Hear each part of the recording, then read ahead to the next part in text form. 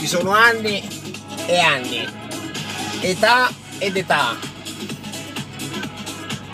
macchine e macchine, femmine e femmine. Non tutti gli anni sono uguali, ci sono quegli anni focali, centrali, epocali, sono quelli in cui non giocarsi la partita, sono gli anni più importanti della tua vita, sono quelli sliding door, o a destra o a sinistra, o bianco o nero, o gliela fai o a sfondo o ma brucio, o faccio medio man o faccio il salto triplo, quintuplo, ottuplo.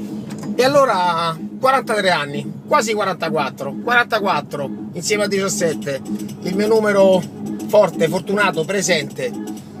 Questo è l'anno, è uno di quelli in cui giocare all-in, in cui rendersi conto che la boa è bella che è girata e il primo tempo è bello che è passato, hai fatto già 15 minuti, ti sei preso il teccardo e sei ritornato in campo. Non conosco esattamente quando sarà il 90°, ma mi sento che è arrivato il momento di sbatterla bene sta punizione, di sbatterla sotto l'incrocio. Io quest'anno me la gioco tutta, io quest'anno mi sento una bestia, io quest'anno mi sento come sta maglietta e metto in campo tutte le forze, tutte le energie, tutti gli strumenti.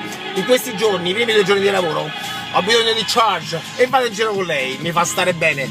Secondo te sto male, sto come dentro l'utero moderno. E poi a pranzo vedo un ragazzo che di cognome fa fisico, diciamo, e ci dobbiamo presentare, dobbiamo bussare coi piedi, non ci dobbiamo far parlare dietro. Boh, fisico, boh, comunque sia. Ma a parte il cazzeggio, io quest'anno me la sento galla, come si dice a Roma.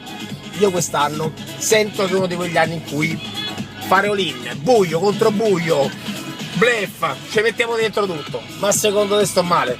Tutte le armi a mia disposizione me le gioco, o a sfondo o a sfondo. Viva la vita, bella per te.